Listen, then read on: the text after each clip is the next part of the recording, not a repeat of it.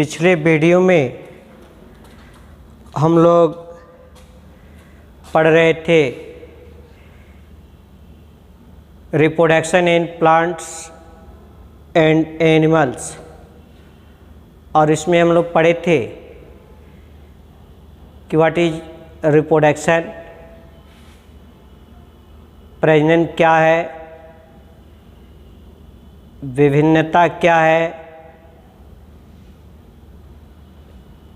और डुप्लीकेशन द्विगुणन क्या है। इसके अलावा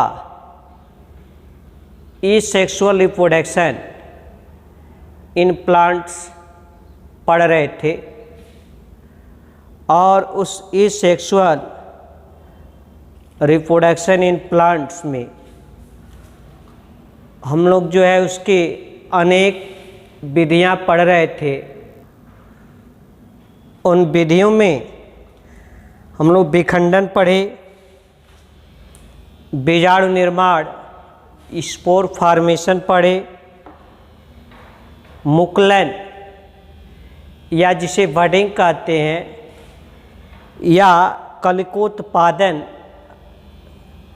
पढ़े, फ्रेगमेंटेशन पढ़े। और कल हमने पिछले वीडियो में बताया था कि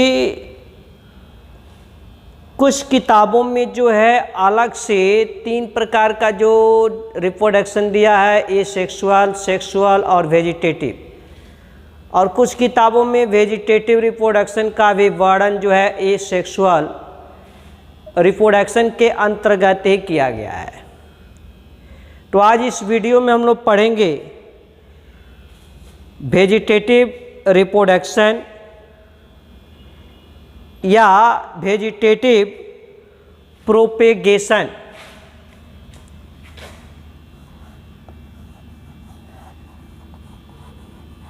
वेजिटेटिव रिप्रोडक्शन या प्रोपेगेशन, प्रवर्धन, कायिक जनन या कायिक प्रवर्धन। कायिक जनन या इसे वर्धी जनन कहते हैं। यह अलैंगिक जनन की वह विधि है जिसमें पौधे के शरीर का कोई भाग, काय मीन्स बॉडी, शरीर अर्थात पौधे के शरीर का कोई भाग पुष्प को छोड़कर, अर्थात वर्धी भाग पुष्प को छोड़कर, जैसे जड़, तना, पत्ते, यदि इन भागों के द्वारा उसी जाति के नए पौधे की नए सदस्य की उत्पत्ति होती है तो ऐसे जनन को हम कायिक जनन कहते हैं, वेजिटेटिव रिप्रोडक्शन कहते हैं। और पौधों में कायिक जनन जो है कई भागों के द्वारा होता है, जैसे बायरूट्स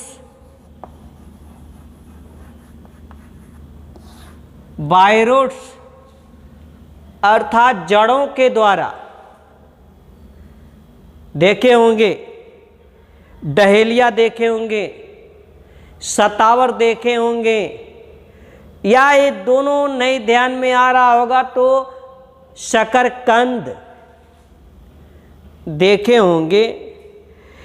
इनकी जड़ें जो है भोजन इकट्ठा करने के कारण जो है फूल जाती हैं और सुषुप्तावस्था में चली जाती हैं। उन पर जो है अपस्थानिक कलिकाएं निकलती हैं और ये अपस्थानिक कलिकाएं जो हैं इस मुख्य जड़ से अलग होकर और नए पौधे को जन्म देती हैं। तो यह जनन किससे हुआ? जड़ के द्वारा हुआ। तो अलैंगिक जनन ही है, क्योंकि इसमें दो विविध प्रभेद के सदस्यों की आवश्यकता नहीं पड़ी, दो कोशिकाओं का संयुग्मन नहीं हुआ, दो केंद्रकों का संयुग्मन नहीं हुआ, दो कोशा के कोशा द्रव्यों का संयुग्मन नहीं हुआ, अकेले ही एक सदस्य जो है और उस सदस्य का क्या वृद्धि करने वाला भाग जड़, जड़ पर जो अपस्थानिक कलिकाएं निकल रही हैं, ये कलिकाएं अलग होकर नए पौधे को जन्म दे रही हैं। तो इस क्या है, वर्धी जनन है या कायिक जनन है, और किसके द्वारा हुआ, तो जड़ के द्वारा हुआ। ऐसे ही जो है वर्धी जनन बाय स्टेम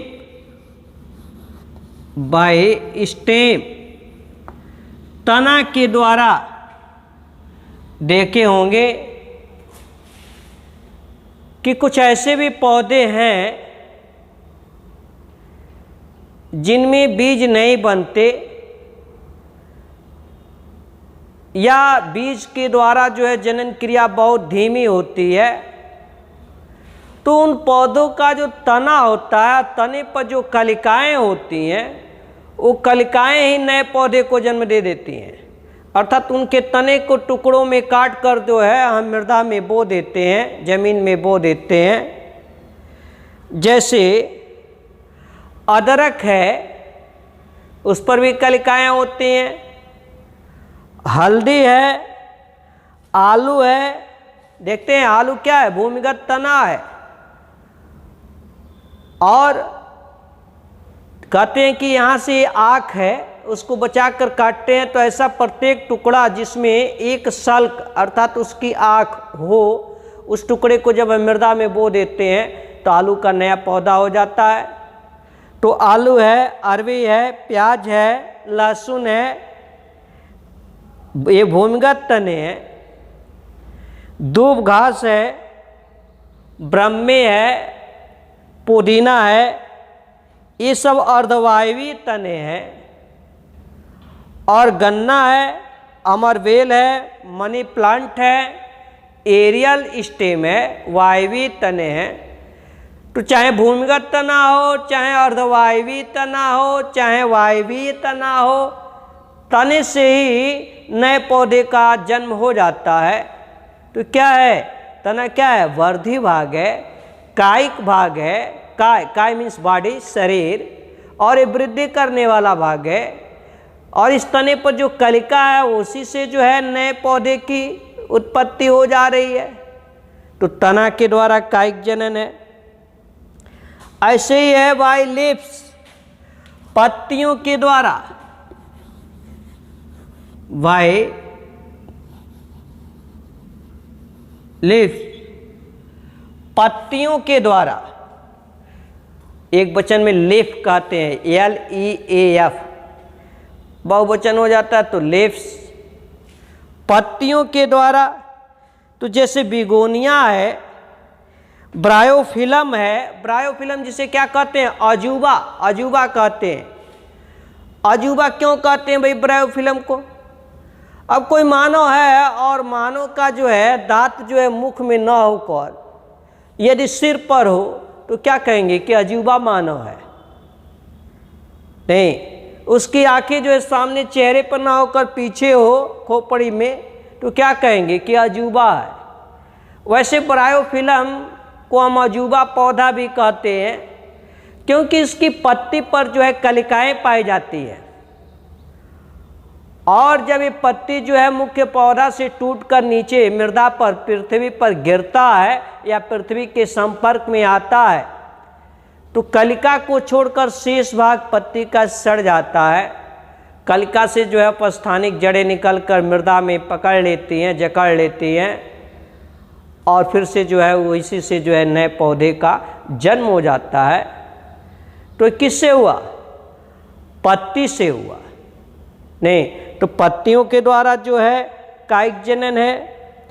ऐसे है पत्र प्रकलिकाओं के द्वारा कायिक जनन होता है कि कुछ पौधों में कलिकाओं के समूह जो है इकट्ठा होकर प्रकलिकाएं बुलवेल्स बनाते हैं और ये प्रकलिकाएं या बुलवेल्स जो है मातृ पौधे से अलग होकर नए पौधे को जन्म देते हैं। तो पत्र प्रकलिकाओं के द्वारा जनन होता है। ये तो सब जो है क्या है, प्राकृतिक है, आर्टिफिशियल नहीं है, नेचुरल है, प्रकृति के द्वारा प्रदत्त है। लेकिन कुछ जो है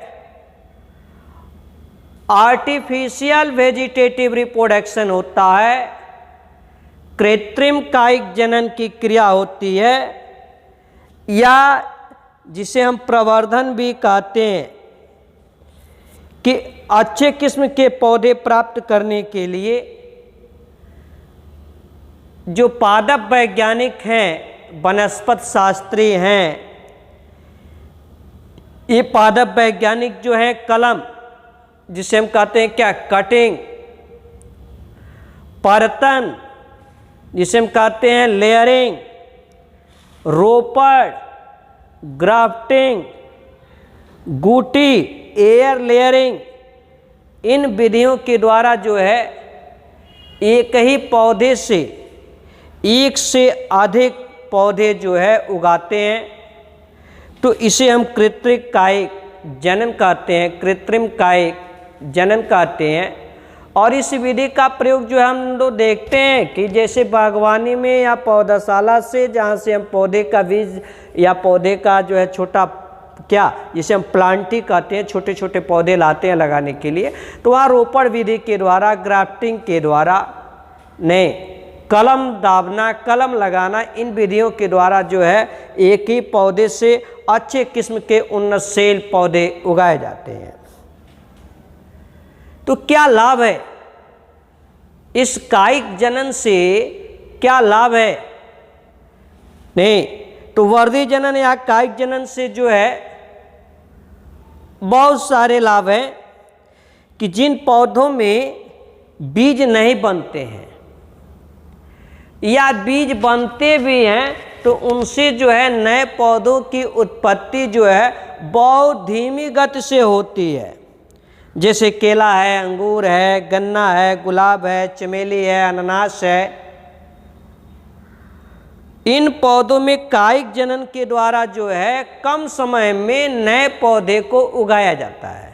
तो यह एक लाभ है कि जिन पौधों में बीज नहीं बनता या बहुत धीमी गति से नए पौधे बीज से होते हैं, उनमें जो है कम समय में जो है नए पौधे को उगा लिया जाता है। दूसरा लाभ क्या भी कि बीज बनाने और उनसे पौधे को उगाने की प्रक्रिया जो है जटिल होती है, लेकिन कायिक जनन के द्वारा जो है नए पौधे की उत्पत्ति, नए पौधे को उगाना ये क्या है, आसान है। और अगला लाभ क्या भाई कि एक ही लक्षण के बहुत सारे पौधे उगाए जा सकते हैं, क्योंकि जब सेक्सुअल रिप्रोडक्शन होगा तो वहाँ पर तो क्या होगा, जीन विनिमय की क्रिया होगी, क्रॉसिंग ओवर की क्रिया होगी, और जीन विनिमय में थोड़ी भी त्रुटि होगी तो वही उत्परिवर्तन, वही भिन्नता का कारण बन जाता है। इसलिए सेक्सुअल रिप्रोडक्शन करने वाले जो भी जीव होते हैं उनके संतान 2 या 2 से जो अधिक होते हैं बिल्कुल एक समान नहीं होते या जनक के समान नहीं होते। लेकिन यहाँ क्या है, ये सेक्सुअल है, वेजिटेटिव रिप्रोडक्शन है। एक ही सदस्य जो है अपने जैसे सदस्य की उत्पत्ति कर रहा है या अपने वृद्धि करने वाले भाग से जो है नए पौधे की उत्पत्ति कर रहा है, तो इनके आनुवांशिक पदार्थ में कोई परिवर्तन नहीं होता। इसलिए समान लक्षण वाले एक से अधिक पौधे अर्थात जीव उग जाते हैं। तो ये भी क्या है, लाभ है। और कायिक प्रवर्धन द्वारा जो उगाए गए पौधे हैं, इन पौधों में बीज द्वारा उगाए गए पौधों की अपेक्षा पुष्प व फल कम समय में ही लग जाता है। जो पौधा बीज के द्वारा उगा है उनमें पुष्प और फल लगने में अधिक समय लगेगा, लेकिन कायिक प्रवर्धन के द्वारा जो नया पौधा बना है उनमें बीज और फल जो है कम ही समय में लग जाता है। तो ये भी जो है क्या वेजिटेटिव रिप्रोडक्शन का एक लाभ है। अब जो है शॉर्ट नोट्स बार बार पूछता है, एक उत्तक संवर्धन टिश्यू कल्चर क्या है? टिश्यू कल्चर क्या है? उत्तक संवर्धन क्या है? नहीं, तो पौधे के उत्तक या उसकी कोशिकाओं को पौधे के शीर्ष के वृद्धि वाले भाग से अलग करके, पृथक करके नए पौधे के उगाने की तकनीक को हम क्या कहते हैं? उत्तक संवर्धन कहते हैं। उत्तक किसे कहते हैं? कि समान प्रकार के कोशिकाओं के समूह को उत्तक कहते हैं। जो रचना और कार्य में समान हो ऐसे कोशिकाओं के समूह को हम उत्तक कहते हैं। और कोशिका क्या है भाई? कि जीव शरीर की सबसे सूक्ष्मतम रचनात्मक एवं क्रियात्मक इकाई को कोशिका कहते हैं। तो उत्तक संवर्धन क्या है? कि किसी पौधे का उत्तक माने कोशिकाओं का समूह या उसकी कोई एक कोशिका ही उस पौधे के सिर वृद्धि करने वाला जो शीर्ष भाग है, जैसे तना का शीर्ष भाग जहाँ वृद्धि कर रहा है, जड़ का शीर्ष भाग वृद्धि कर रहा है, वहाँ से इस उत्तक को या कोशिका को पृथक कर लिया जाए, अलग कर लिया जाए और प्रयोगशाला में जो है कृत्रिम पोषक माध्यम में रख दिया जाए। कृत्रिम पोषण माध्यम में रख दिया जाता है जिससे कि कोशिकाएं इस कृत्रिम पोषण माध्यम में विभाजित होना शुरू कर देती हैं और एक कोशिकाओं का समूह बन जाता है। कहाँ? प्रयोगशाला में। अर्थात किसी पौधे से कोई यदि ऐसे कोई जो है, ये जड़ है नहीं, ये पौधा है, ये तना है और तने का ये शीर्ष भाग है जो कि वृद्धि कर रहा है, या ऐसे जो है ऐसे पत्तियां निकली हुई हैं। तो ये जो वृद्धि करने वाला भाग है, यहाँ एक कोशिका का जो समूह जिसे उत्तक कहते हैं, इस पौधे से अलग कर लिए हम, या कोशिका के समूह को नहीं अलग किए, हम केवल कोशिका को ही अलग कर लेते हैं एक। तो एक कोशिका को हमने अलग कर लिया और प्रयोगशाला में जो है एक पेटेडेक्स में जो है कृत्रिम पोषण माध्यम है। पोषण माध्यम अर्थात इसमें जो है कुछ नाइट्रोजन भी होगा, फास्फेट भी होगा, जो भी इससे पोषक तत्व चाहिए सब होगा, जल भी होगा, इसमें जो है इस कोशिका को रख देते हैं। तो इस पोषण माध्यम में कोशिका क्या होगी? विभाजित होगी। एक कोशिका से 2, 2 से 4, 4 से 8, 8 से 16 ऐसी कोशिकाओं की संख्या जो है बढ़ेगी। तो समान प्रकार की कोशिका की संख्या बढ़ी तो एक ये समूह बन गया। इस समूह को हम क्या कहेंगे? कैलस कहेंगे। इस समूह को हम कैलस कहते हैं। और कैलस को वृद्धि एवं विभेदन हार्मोन युक्त एक जो है माध्यम में स्थानांतरित कर देते हैं। अब इस कैलस को निकाल कर एक ऐसे माध्यम में स्थानांतरित कर देते हैं जहाँ वृद्धि हार्मोन्स है, अर्थात ऑक्सिन्स है, जिब्रेलिन्स है, और विभेदन करने वाली, विभेदीकरण डिफरेंटिएशंस करने वाले भी प्लांट हार्मोन्स जैसे साइटोकाइनिन्स भी है, उसमें स्थानांतरित कर देते हैं। और फिर जो है उसमें से कुछ दिन के बाद निकाल कर तो देखते हैं कि छोटा सा नन्हा सा जो है अंकुरण उसमें शुरू हो गया, छोटा पौधा की बात, उसको निकाल कर मृदा में बो देते हैं, एक नया पौधा की उत्पत्ति हो जाती है। तो इसे हम कहते हैं क्या? टिश्यू कल्चर कहते हैं। तो परिभाषा के रूप में हम कैसे कहेंगे भाई टिश्यू कल्चर क्या है? कि हम कहेंगे कि पौधे के उत्तक या कोशिका पौधे के वृद्धि करने वाले शीर्ष भाग से पृथक करके, अलग करके, और प्रयोगशाला में जब कृत्रिम पोषण माध्यम में रखते हैं तो वहाँ पर इनके कोशिकाओं में विभाजन होता है, जिसके फलस्वरूप कोशिका की संख्या बढ़ती है और इस कोशिकाओं के समूह को हम कैलस कहते हैं। अब इस कैलस को इस पोषण माध्यम से निकालकर कुछ वृद्धि उत्प्रेरक हार्मोन्स और विभेदीकरण हार्मोन्स माध्यम में रखते हैं और फिर उसमें से निकालकर मृदा में बो देते हैं, जो एक नए पौधे को जन्म देता है। तो इसे हम क्या कहते हैं? टिश्यू कल्चर कहते हैं या उत्तक संवर्धन कहते हैं। इससे क्या लाभ है भाई कि इस तकनीक के द्वारा एकल पौधे से उसी के गुण के समान एक से अधिक पौधे की उत्पत्ति कराई जा सकती है। और इस तकनीक का उपयोग सामान्यतः जो है सजावटी पौधे के संवर्धन में किया जाता है। तो ये रहा एसेक्सुअल रिप्रोडक्शन और उसी के अंतर्गत वेजिटेटिव रिप्रोडक्शन भी पढ़े। अब आगे है सेक्सुअल रिप्रोडक्शन, लैंगिक जनन। तो नेक्स्ट वीडियो में हम लोग पढ़ेंगे लैंगिक जनन।